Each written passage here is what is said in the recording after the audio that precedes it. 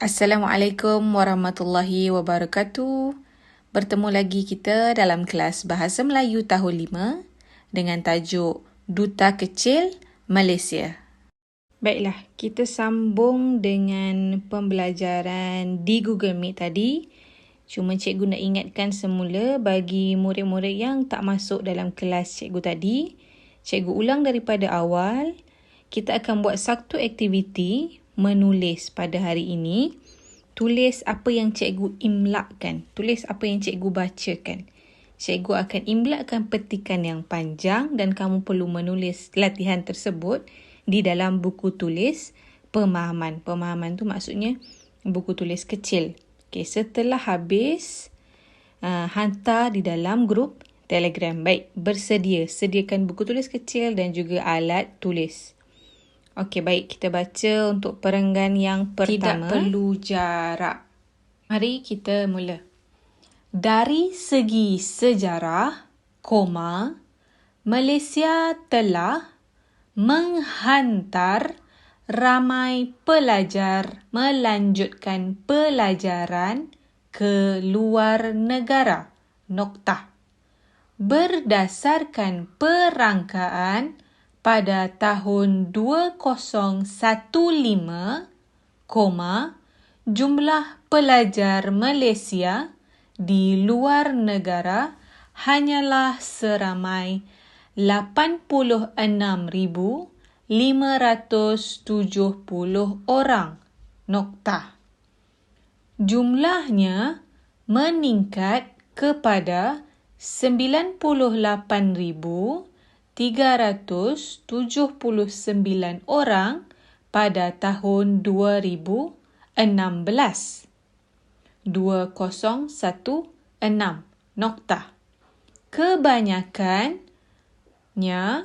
Kebanyakannya menuntut ilmu di Australia, United Kingdom, Jepun, Korea, Mesir dan Arab Saudi.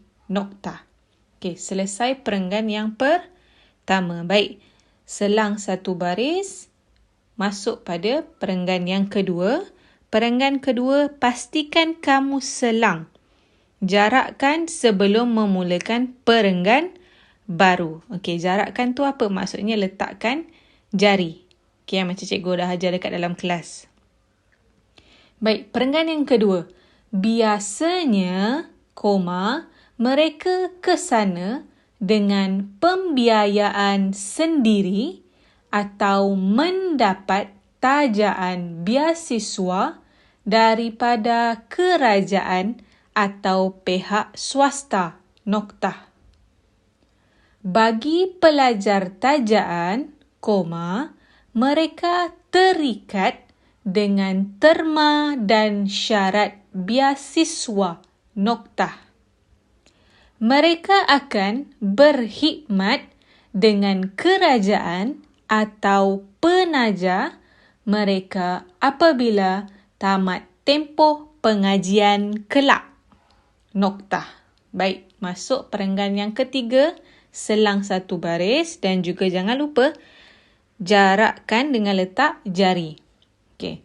Kepelbagaian bangsa penuntut Malaysia membentuk komuniti yang bersatu dalam kelab beraspirasi Malaysia.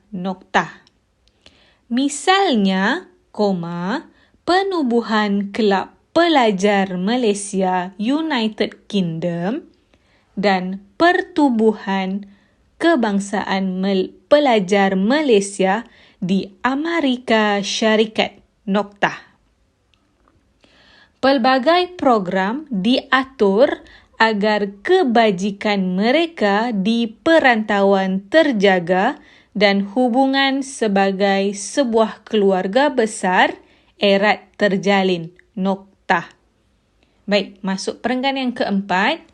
Selang satu baris, seperti biasa letakkan jari sebelum memulakan perenggan yang baru. Baik, perenggan keempat. Kerajaan, melalui jabatan penuntut luar, selalu memantau dan mengingatkan pelajar agar mempunyai jati diri yang mantap, noktah. Mereka juga dituntut untuk menjadi warga negara yang mengamalkan sikap dan nilai murni sepanjang di perantauan, noktah. Baik, selang satu baris, kita akan masuk pada perenggan yang kelima. Seperti biasa, letakkan jari untuk perenggan baru. Kesimpulannya, sebagai duta kecil Malaysia di luar negara, penuntut mestilah menjaga nama baik dan imej Malaysia, noktah. Mereka juga disarankan agar menguar-uarkan keunikan dan kejayaan Malaysia di luar negara, noktah.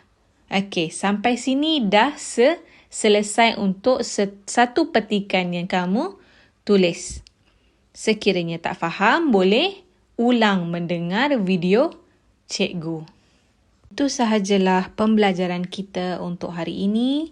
Cikgu yakin kamu faham dan tahu untuk membuatnya. Okey, jumpa lagi. Terima kasih. Assalamualaikum warahmatullahi wabarakatuh. Bye.